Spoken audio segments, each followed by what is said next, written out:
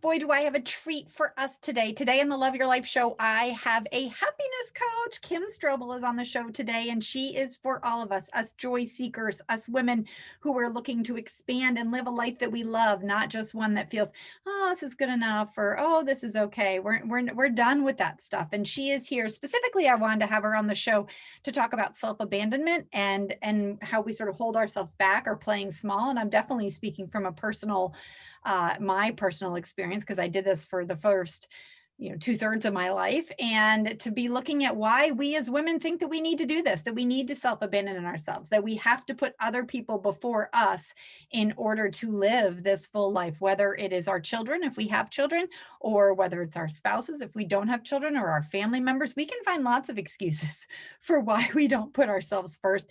And I wanted to have Kim on the show to discuss some of this, why we are self-abandoning, and to give us some steps to get out of self-abandoning, because that is where the life we love resides. Okay, on the other side of that self-abandonment, and when we take care of ourselves, when we put the oxygen mask on ourselves first. So let's welcome Kim to the show. Hooray. All right, and welcome Kim to the Love Your Life show. Thank you for coming. Yep, I'm happy to be here, Susie. Thank you for having me. This is so exciting. Can you tell us all a little more about how you became a happiness coach and this natural speaker? Did you just sort of start this at age 12 and never looked back? Or how did you get to do what you're doing now? Oh, it is quite a story. So, yeah, when I look back, I was the, uh, I was kind of a bashful, backwards, nervous, Nelly little kid. I mean, I functioned normally and participated in sports and had friends, but like I have this over worrisome mind. And when I was a little Mhm. girl, I remember I was worried about a lot of things. And long story short, I eventually developed a full blown anxiety disorder. And Mm. so, I remember being like in the fifth grade, and my parents wanted to go to Disney World, and I was like, I don't want to go to Disney World. Like, what happens if my brothers get lost at Disney World, or what if somebody steals them? And my mom's like, this is not normal, for someone to be worried like this. Um, and I was like, I'll only go to Disney World if we can attach one of those leashes and, to my brother's wrist. And then the other Oh, can be attached to my little fifth grade wrist. Right. And it's like, yeah, I had two responsible parents. Why was I worried about this? yeah. In middle school, it developed into like, if my dad wasn't home at 6 p.m., I was convinced he had died in a car accident or something Mm. terrible had happened. My brain would catastrophize. And I really suffered through all of this really silently, right? Because all of us have struggles, but we just maintain them, and nobody that went to school with me would ever think I had any of these issues. I mean, Mhm. participated in 4 sports year round and had lots of friends and all of this. But when I got into high school, I was really coming into myself. I was kind of through that awkward stage. I was starting to have some confidence. Really felt like I was embracing who I was. And then my sophomore year, um, I started having these really terror-filled, frightening experiences that we Mm. now know are panic attacks. Oh, Um, but I would just be like sitting in class or walking down the hall or going through the grocery store or driving my car, and out of nowhere, I would have the most intense, terror filled feelings. I would feel like the walls were caving in. I would feel like I mm. was losing consciousness. I might faint. I'm going crazy. I don't know who I am. I'm going to lose control. Where am I? Who am I? Like, I felt feelings of unreality and detachment from myself. And so what happened is I started developing then a fear of the fear. Like, I constantly was monitoring, like, do I feel okay? Do I feel dizzy? Do I feel hot?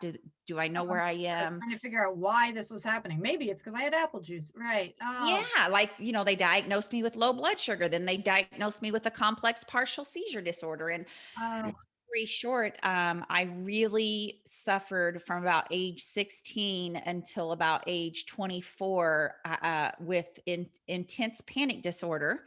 I quit Wow. college over it. I struggled to walk to my mailbox. I struggled to leave my house. I struggled to drive 5 minutes to work, which I did every day. I struggled to walk inside Walmart. I struggled to drive to Walmart.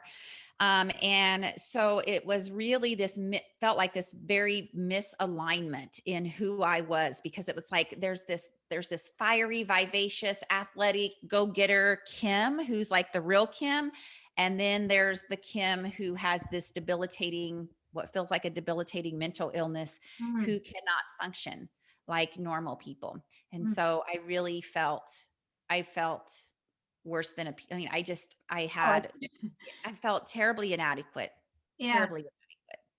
Were And you, so you said that you dropped out of college. Were you, did you have relationships that were sort of functioning in life, or like, were you putting up this front? oh, all of my yeah, I was like the biggest I think maybe my best gig could have been acting, because like I think I missed the boat. I've just Right. read Matthew McConaughey's book Green Lights, and I'm like, I could have been a great actress, because no, I mean, I got married for the first time. Oh my goodness. I did all of these things. I'm standing at the altar getting married, and inside I'm secretly scared to death that I have to get on a plane the next day and get on a cruise boat and what if I'm on a cruise boat and I start to have these feelings like, Mm. so I didn't share this with anybody because we didn't talk about mental health, and we certainly didn't know anything about anxiety disorders. And at that time, I didn't even know what it was. I just thought I was crazy and inadequate and stupid and weak and Oh dysfunctional. my, oh, you poor thing. I'm like, just think, oh, that's it. That's all. You just thought you were crazy, inadequate, stupid, and weak. Like, Yeah, yeah, like, yeah. oh, poor thing. Yeah. Yeah, and I had that moment when like there was always about 20 minutes between when my husband went to work and when I went to work. So that meant I was at home for 20 minutes by myself. And then as soon as I was at home by myself, I would start to have the panic attack, because Mm. you become so scared to even be on your own. And I remember that, normally I would go reach for the phone and just have it right there in case I needed to call him at work. But for whatever reason, like they had gotten so bad that I felt like I really did feel like every 5 minutes of every day was a complete struggle for me, Susie. I really felt like every 5 minutes of every day was hard for me, but no Mm. one knew it. There I am behind the desk typing at my typewriter at the secretarial job that I have. And, Mm. there I am driving home and, in being in this marriage and cleaning the house and doing all the things normal people do. Um, but for whatever reason, that time I went to my bathroom, and back in the mid 90s, you might remember this, but the decor was like burgundy and forest green. Oh, goodness. Yeah, like everything was that, like my kitchen, my living room, my bathroom. And I mean, still to this day, I can remember crawling on the bathroom rug that was forest green, and I curled up in the fetal position, and I really begged for God to take my life. I really did, because I couldn't figure this out. Oh, I couldn't live anymore. There was this inside of me that wanted to live and go to college and go live in a big city, and really like was ambitious and driven, because that's who I am at the core of my being. But then I was like living out this kind of outward, inward nightmare, so to speak. And I just begged for God to take my life. I told him I didn't have the courage to do it myself, but I really needed him to take me. And, even when I tell that story now, I get kind of emotional. I mean, I can remember the feel of the plush rug against my cheek. But I tell people that I also like that was a pivotal moment in my life, because I also, and I try to remember if it was a voice that I heard or just like an inner knowing or some type of message I received. But like there was something in that moment on the bathroom floor that said like something around, like you need to get up off this bathroom floor. You need to get help, and you are made for more. Like this is not the end of your mhm. story. It's almost like I got an invitation. Oh, wow. And Oh, so you are made for more. Wow. Yeah. yeah. And so sometimes when I get introduced as a happiness coach, because, fast forward and I go back to college, I get my teaching degree, I become a fourth grade teacher, then I become a literacy coordinator, then I become a curriculum director, then I launch my business, Strobel Education, and I start giving professional development to teachers and keynotes across the country. And then I Wow. decide like that's not enough. Like I want to help women live their big, bold, brave life while also accepting that they have vulnerabilities and learn to give themselves some grace. And so then I'm like, I've studied the topic of happiness for the last 20 years because of what I've gone through in my own life. And I feel like I have a contribution to make. And so now I get hired by, businesses, organizations, women's conferences, schools to come in and do like a lot of motivational keynotes around this topic. So that's like the fast and furious 46 years of Kim Strobel's life. Yes. Oh, I love it. And I thank you very much for sharing those, that your experience with us, because often I know that we do see these people and we're like, well, that's Kim Strobel and look at her and she's the happiness coach, not putting together like those 8 years when, sort of catapulting you lying on your burgundy green. I just have this image, and it's very much that's how we are where we are. We have these, moments, and we need to just keep rising. So that idea that you are made for more is Yeah. is wonderful. And I want to have you on the show because I see so often women around me and girls, and I know that I was one of these, really, like you're saying, brave and bold and like intelligent, dynamic women who are playing small and just sort of holding themselves back, and I guess the term self-abandoning comes up for me, and could you speak a little to that, like why do you think we're doing that as women, just sort of not Well, step. I do. I love this topic and that term. And I'm gonna back up before I go into that because I want people to know like I'm not just like magically cured from panic disorder. Like I have done so much work. And Susie, I have to laugh because back in 2018, when I'm like, jet setting across the country, stepping onto stages with thousands of people, like I'm this badass, fierce woman who's like rocking the world. Um, I also experienced the biggest relapse of my panic disorder in 25 years. And Mm, I went back to all of those struggles. uh, And I got myself, I had to do the work on myself. I had a set of schools or tools and resources. So, it didn't last 8 years, it lasted like a year. But I think like it's really important for us to know that like we are always going to have some type of struggle in our life. Like that's just life. But how do we like take that adversity or that challenge and say, this is my new learning? And for me, my mhm. new learning was, you know what, Kim, you are the woman who steps on the stage in the great dress and the heels and the makeup.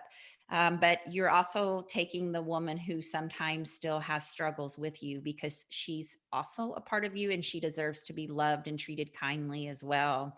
I Um, I love thank you very much for sharing that, because it is that, like, okay, no, it's not all in the rearview mirror. It's sort of like in the passenger seat, yeah. and it is to not have shame over that. It is this, when we can find acceptance for that, not that it's a darker side, but a more, side that we aren't, it's not us, like how we want to show up every day. It's more just something that's there.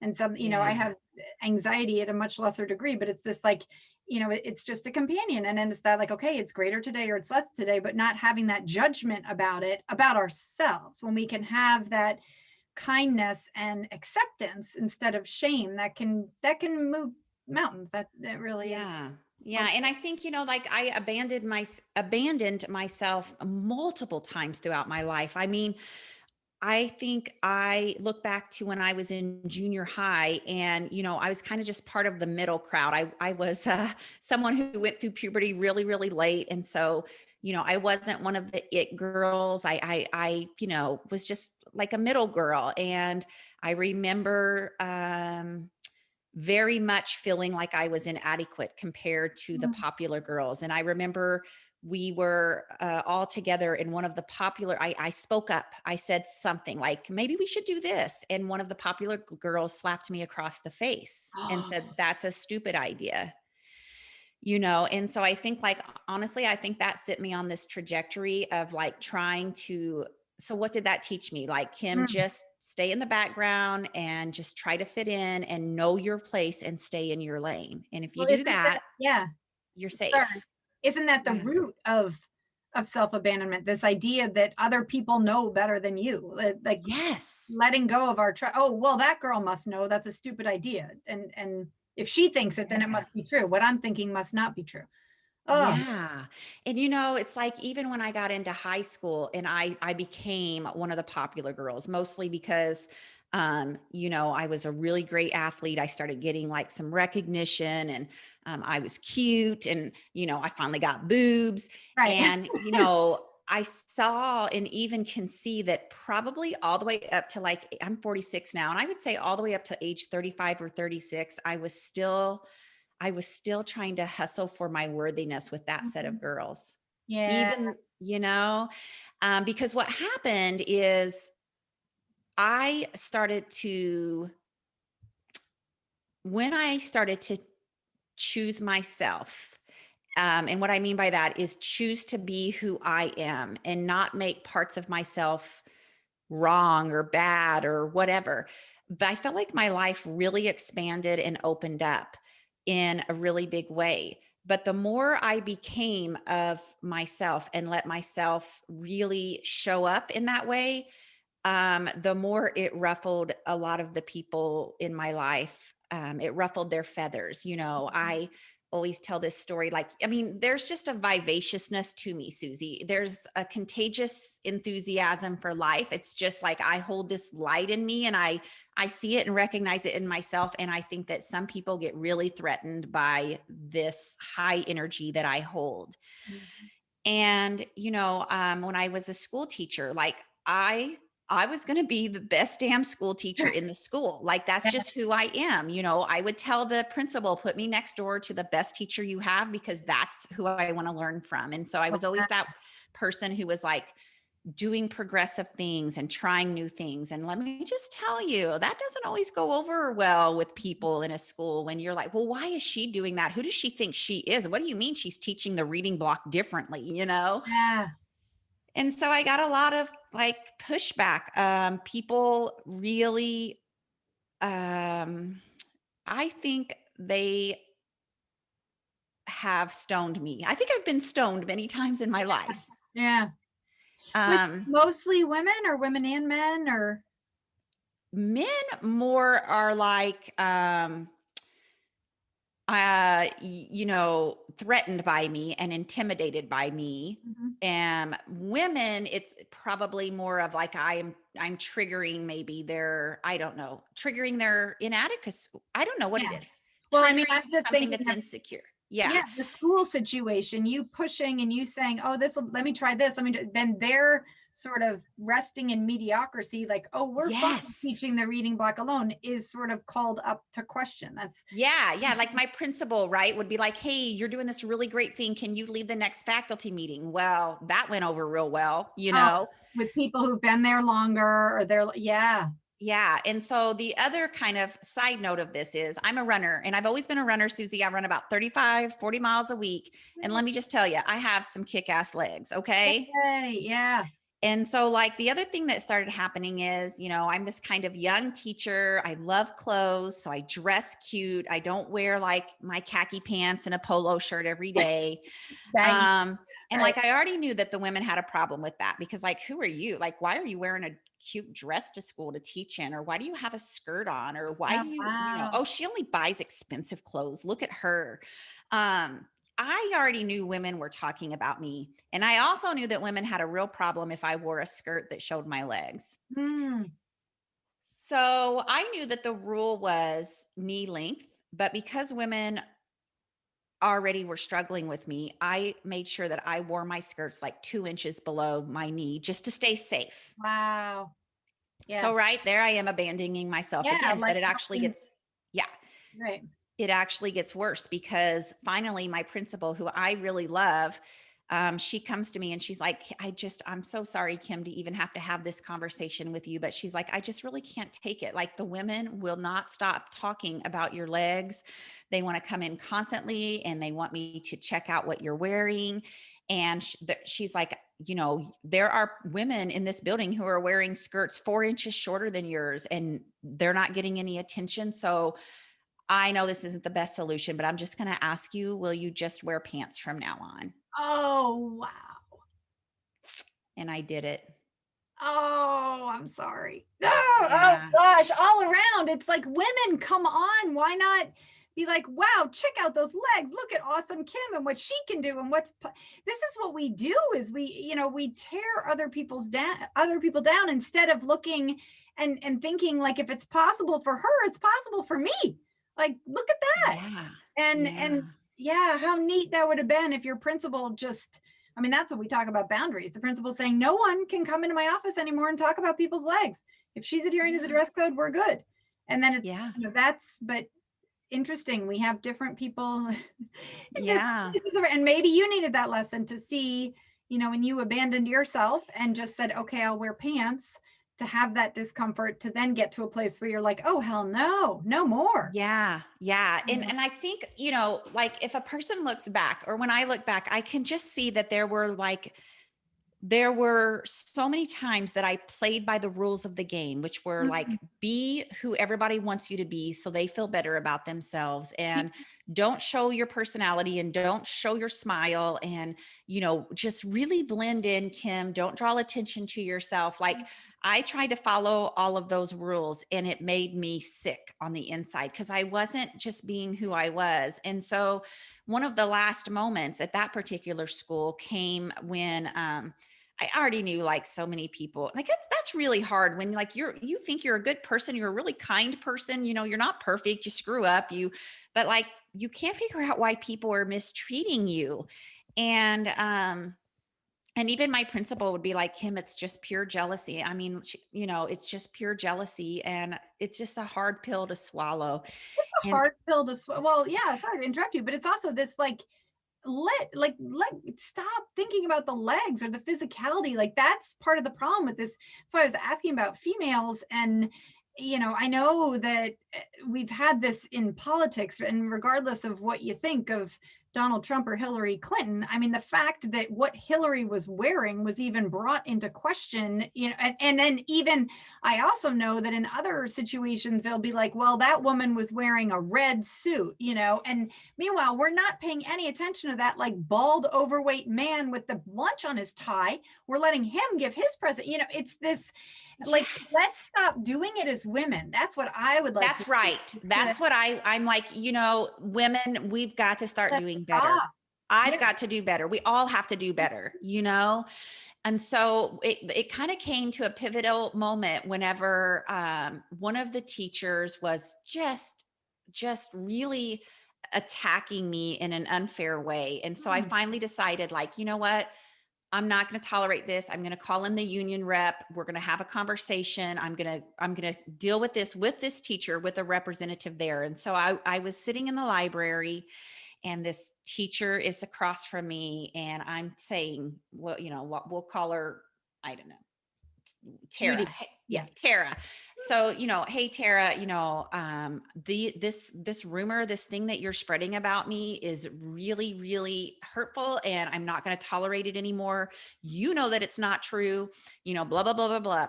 Well, Tara, she starts to cry, right? She's crying because, in front, so she's crying, and she says, it's just, Kim, you just have so much like confidence, and it's like everything in your life just, you're just so happy and positive all of the time, and we just, it's like you don't have any struggles. and Oh my. and Yeah. you know what I did? Here's what I did, because at the time I had been in an automobile accident. I had braces on my teeth. Like, I was having some self-esteem issues, like I'd had to have like a nose surgery because my nose had been broken. And here's what I did, Susie. I said, Tara, that's not true. So here I am. This woman has blatantly attacked me, and then I'm going to make this woman feel good now because she's been crying. Yeah. Tara, I have self-esteem issues. I really do. I don't always like what I see in the mirror. I'm sorry if you think that I do, but basically I started to tell her, like, I have these braces and I can't stand Oh showing my my teeth. gosh. And, Yeah. I'm like doing this, and I'm kind of catching myself doing it. But it was the very next thing she said when I finally got it, Susie. And I think this might be one of the last times that I allowed myself to play small in my life, because she said, well, you know what, Kim, I just really think that it would be helpful at the next faculty meeting if you could just stand up in front of all of us and tell us that. Tell us you don't always like that what you see in the mirror. Tell us that you have self-esteem issues. I just think that would make everyone else in the school feel a lot better. Wow. This And that yeah, was like 3 months after I had been told to wear pants. yeah. So I walked away and I walked out that door and I thought, never again am I going to lower myself to make someone else feel better. And never again am I going to play small in my life. Mm, And so, like, after that, I like quit the job. oh, I made all of these big, bold decisions in my life. I started my own company eventually. And I think that that is why I'm so damn passionate, Susie, about getting women to what I call step into the arena of your bigness, girlfriend. mhm. That doesn't Well, mean you're gloating. That doesn't mean you're like, no. just step into the potential that is inside of you. Well, and that's part of the messaging that we've gotten in saying, "Oh, I'm really good at this," or that is gloating, or that is somehow, we get these messages like, "Don't be self-promoting," and it's like, "Oh my gosh, be that way." Like you are your special light, and by standing in that, you shine it out. And two things come to mind, and I'm going to butcher both of them probably, but Brene Brown speaks of a Teddy Roosevelt quote that like if you're not in the arena getting your ass kicked, then stay out of the arena. Like don't come tearing me down. Like those women. Susie, that quote is painted on a canvas and hangs in my dining room. I love that. That motivated me for so long to keep the other voices out. Like if other people are not fighting the battle you're fighting, then their voices are not allowed in your head. That is very helpful Yes. for me. And the other thing, I don't know, have you heard of what crabs do in a bucket? No. This is really helpful for me. And I heard this when I was sort of working through some issues with my biological family and then other quote unquote friends, which it sounds like these teachers are friends. That when you put a bunch of crabs in a bucket and one tries to get out, like, one tries to crawl, the other crabs will literally take that crab and try to pull it back. Like, you're not allowed to escape, Kim. You're not allowed to shine bright. And then if that's not working, they will literally tear that crab limb for limb and kill the crab. And I have heard that before with this idea, like, this is what we as humans sometimes do. Like, no, no, no, you need to play small too. You need to come, because when you shine and you come out and you show us that there's another possibility, like even, take the fourth grade, you're doing the reading block differently, then we suddenly have to realize, oh my gosh, we could do that too, or we could get out. Or for me, it was saying, my marriage was not okay. And happy enough was not enough for me. And Yes. coming out, and then you shine a light on all the other people that are like, oh, but I always thought this was fine, or I thought that we were supposed to dim our voices, or and Wow, I love that analogy. I think we need t-shirts that say like, women, stop being the crab. yes, stop being a crab in the butt. Like, stop it. Just let's support each other. Let's when one, and that is one of my favorite hashtags, is like together we rise.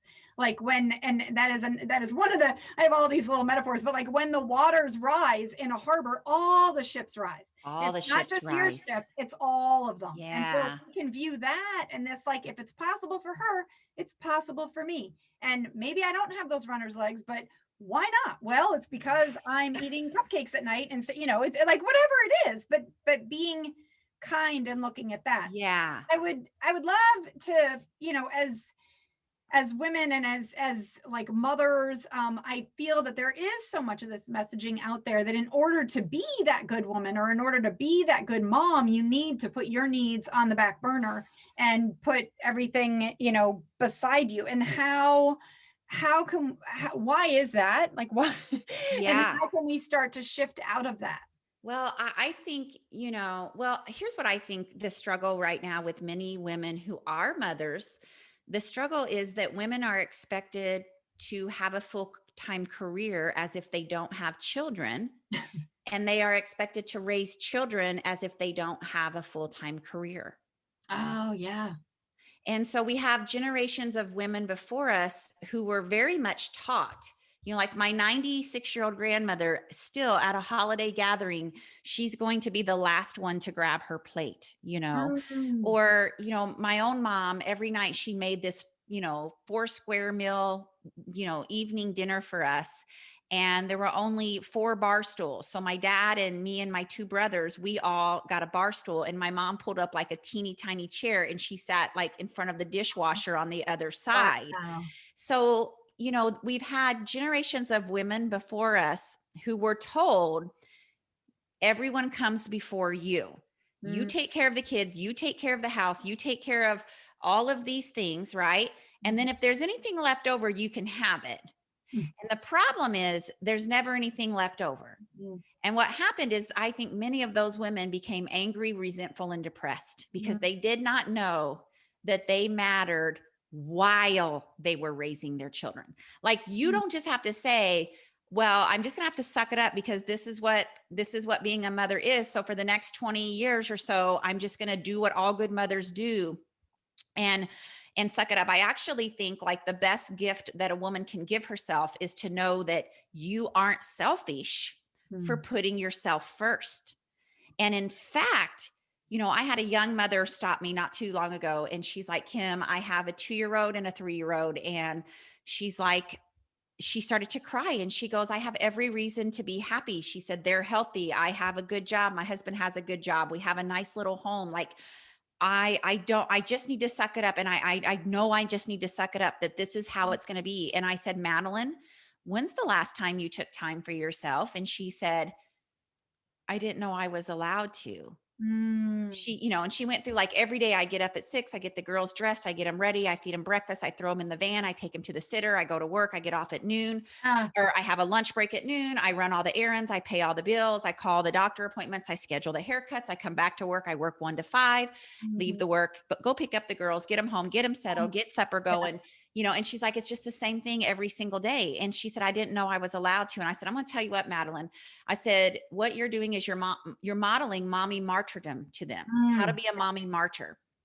And what we know is that is an old social script of mm, how to be a mom that did not work out well.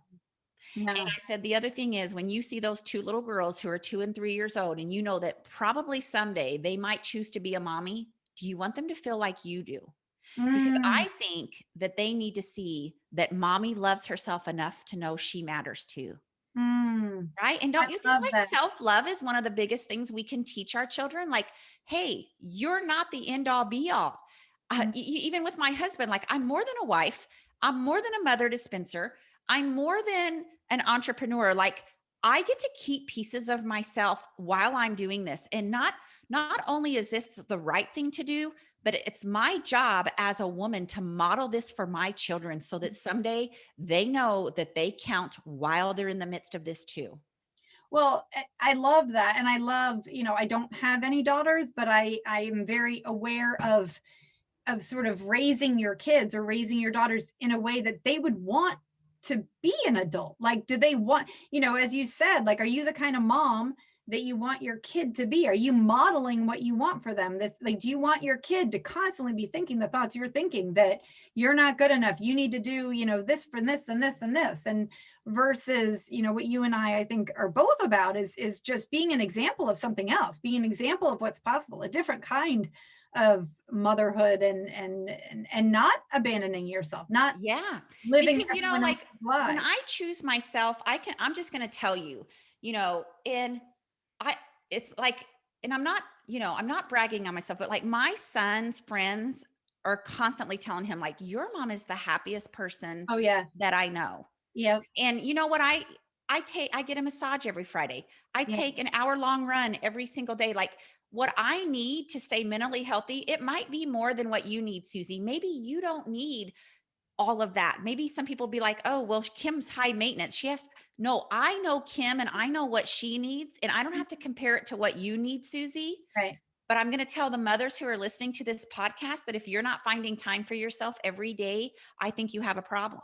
Mm. Yes, and if you're feeling that, like, what you said, that woman said to you in the street, like, isn't there more than this? I should be happier. Like, what's wrong with me? If you're turning internally for that negativity, I find that when people are self-abandoning and not, trusting their own inner compass, they either do two things or sometimes both, but they either turn inward with the criticism of what, there's something wrong with me. What the hell's wrong with me? I can't be happy with this. Look, you have the husband and that, and like, you suck. So you turn inward, or And possibly you take that outward to the people that are closest to you, to the very people that you don't want to be pissy about, the very people that you're telling yourself, I am being this way so that I, am the best wife or am the best mother. And then you get snippy with them. You're like, why are your Yeah. shoes on the floor? Or why is this like, oh my goodness. And then you put on the pretty face for the, store clerk, wherever, or, and it's that like, Yeah. oh my goodness. Oh I think that perfectionism is the lowest standard we can hold ourselves to, Susie. Oh, tell me more about that. Well, I mean, you know, when when a person is constantly striving for perfectionism, they want to be the perfect mother and the perfect daughter and the perfect spouse and the perfect everything. You're losing out on a whole range of experiences and emotions, and in like it's like that self-sabotage cycle that you're constantly on, where here's the thing: perfectionism never fixes your core root problem, which is that you don't feel like you're good enough. I And was so, going to say that is absolutely yeah, feeding, and that's like patriarchy. Just this idea that you are not good, and that's sort of embedded in us. And this, you're not, well, yes, you can't be perfect, so you will never be good enough. And to, yeah, drop that. yeah. Oh, And like the way that I go about life, I am made up a million different ways different than you are. So, like, I'm going to do the path that feels right to me because, to even the people who listen to your podcast who aren't mothers, here's something else we get shamed for: you're not allowed to be an ambitious woman. uh, mm-mm. Right? Like, women are not allowed to be ambitious. When my son, he's in college now, but when he was in high school, I was in the early years of my business. So he would pull down the drive. He would see his mama in here still at 7 o'clock at night working because he's just getting home he went from school to basketball practice. And then I would shut it down. Right. Mhm. And I remember one time he came in the door and I always greeted him with a hug, and then we'd go about with our supper. And I said to him, I hope I'm not modeling for you like that it's just work, work, work, work, work all the time. And he looked at me, he kind of like pushed me away and he looked in my face and he said, Mom, he said, I don't think that at all. He said, I've been raised with a mom who shows me that it's okay to go after her dreams in life. Mm. Oh, And yeah. I was like, isn't that interesting? Because the story I was telling myself was very different than the story he was telling himself. Mhm. Yeah. Yeah. So it's like, Very, very ladies, give important to ourselves. fact check those stories, by the way. I love that. Like, my Yeah. brain is telling me, but it's that, oh no, and just, reinforcing with you that his friends are saying that you are the happy mom. Or I know when I did get my divorce, my kids were like, yeah, I don't know why you're getting a divorce. None of my friends' parents are happy either. Like they went through a list and they're like, we don't know anyone, not only are they always arguing when we're over, but many of them are sleeping in different bedrooms. And isn't that what marriage is about? And I'm like, oh no, let me model something different in the same way. Like, that was one of the main reasons, not necessarily for leaving my marriage, because that was an emotionally abusive mess, but more for marrying my husband now, is to give them a different model of what's possible in marriage. That you could have a marriage where we're like vibrantly happy and healthy, and still have conflict and resolve it in a healthy manner. Same way of being a mom or an adult in this world. Like, how are we modeling that you can work and you can love your work and you can shut your computer down and have supper with your kids? Yeah. And you can love yourself and you can take care Yeah. of your needs because you know that you matter. And I think that, Mhm. kids will take a happy mom any day of the week over a perfect unhappy one, you Oh, know? yeah. Well, And that's so, like, these are the conversations that I think we have to have. And, let me just say to your audience, I still screw up. I have my own set of issues I'm working on myself always. I don't always choose myself. I do a lot of the time. But like, knowing that, and I want to say this to the mothers, just so you know, if you're going to wait until you feel comfortable to start taking time for yourself, Mhm. no, I you're know. gonna feel guilty. You're gonna feel anxiety. You're gonna be like, "Oh, this isn't right. I shouldn't be doing this. I shouldn't be taking a walk. I just got home with the kids. I should be playing with them, whatever." You know, you need to know you're going to feel uncomfortable because that's the temperature setting that you have. That's the social script that's been handed down to you by generations of women until you start to create a new normal. And then eventually those feelings go away. And yeah, and I encourage women, it's like to start listening to podcasts like yours or podcasts like get a different sort of stream of consciousness in there and a different narrative as to what is possible and what is okay for you in living and in living that life and moving forward. What would you say, because I know about self-abandonment and sort of putting yourself aside for the needs of your husband or your kids or your job, or because society tells me I shouldn't X, Y, it's all this shoulding on ourselves. But what would you say to the woman who's like, okay, but I don't really know what I want, or what brings me joy. When I mean your podcast with the joy theme, it's this like, okay, but what does bring me? I don't know. They're so self-abandoned and they've lived for so long. How do they get started Yeah. on that path? I think that's a great question because we have put ourselves on the back burner for so long that we're not even sure what we're interested in. And I was coaching a woman a couple of years ago, and throughout the coaching session, she said, "Oh my gosh, Kim, I used to love to listen to music. Mm, I haven't listened to music since I had kids." And then she had a breakdown, right? Then she was crying because she was thinking like, how did that one little thing that I loved to do, how did that just get put to the wayside? So like I didn't even remember that I loved to listen to music. And mm, so, I really think that you take yourself back to being childlike. I mean, what did you enjoy when you were a child? And are some of those things, I always keep this like playful, we think, oh, we got to be grown-ups. yeah. No, I think you need to keep like, whatever it is, like, here's what brings Kim Strobel joy. Tonight at around 8 o'clock, when I shut everything down because I have a bunch of stuff going on today, you will find me playing hide and seek, running around the house and chasing my dogs because, like, that's what 46-year-old Kim loves to do. Yeah. I love to be in nature. I love to have hikes. I have another friend who doesn't ever want to be in nature. She wants to be curled up with a book and a cup of coffee. But, like, Yeah. just ask yourself, hey, what are some interests? What are some hobbies? And, like, did you used to like to draw? Do you want to Mm. maybe take a water painting class? Do you want to learn to speak a new language? Like, ask yourself, like, those are not silly things to do, you Well, know? I love that you brought that up, and it brings me back to Buddhism and this like beginner's mind, and just because I think like when I hear you say, in my mind, I'm listening to you and I'm like, oh yeah, I used to draw, and then my mind immediately is like, yeah, well you suck, and I'm like, okay, so here's the thing, Susie, drawing is like riding a bike. You don't just start and you know how to do it. You get to, so it's this like having a beginner's mind and allowing ourselves to suck a little. It's like just get started and try some things. And I know from so many women, and I know from myself that there were so many years of doing what other people wanted me to do that I really did lose that piece of myself. And so there is just get started.